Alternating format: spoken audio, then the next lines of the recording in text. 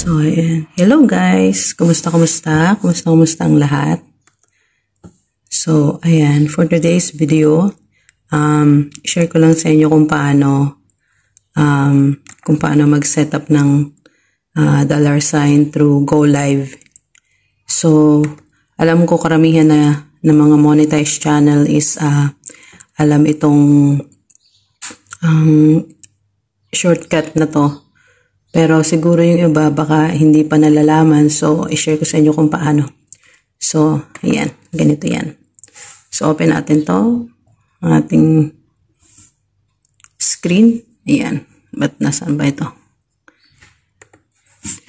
So, ayan guys, ito yung ating, hanapin natin YouTube. Ito, YouTube. Yan, YouTube channel. So, ayan. So, ayan, makikita natin dito, 5 na button. Button ba ang tawag dito? So, ayan, pindutin lang natin itong plus sign. Actually, magkaiba ito sa normal na phone at saka dito sa iPad. So, ayan, makikita natin yung videos, live and post. So, pipindutin natin yung live. So, ayan.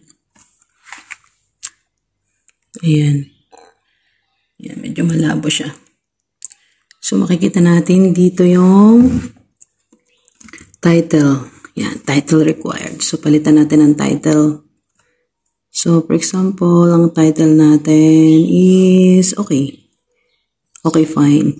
For example lang yan na yung title natin. So, done.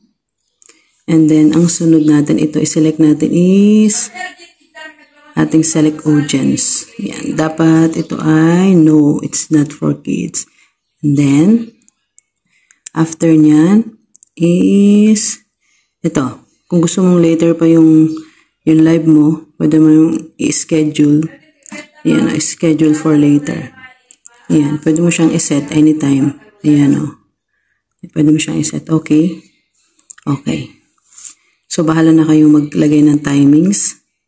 And then, after that is ito. Makikita nyo to.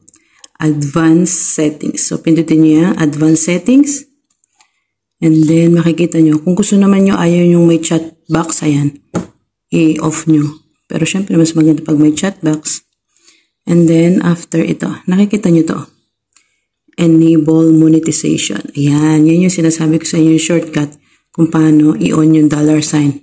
So, nakita nyo siya, naka-off dito. Ayan, naka-off yung monetization. So, ang gagawin nyo dyan is, yan. Enable monetization. So, ayan, nakasetup na yan, guys. Ayan, kita nyo. Ayan, nakasetup na yung $sign nyo. So, may choices pa rin kayo dito. It's either ang gusto nyo is vertical, yung inyong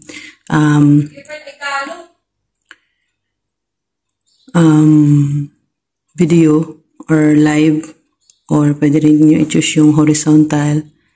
Ayan, o. Siyempre, mas maganda yung horizontal, di ba? So, ayun na. So, naka-setup na. All are setup na. So, ang gagawin yung susunod, ito na. Pwede na kayo mag-go live. Ayan, naka-ready na siya, o.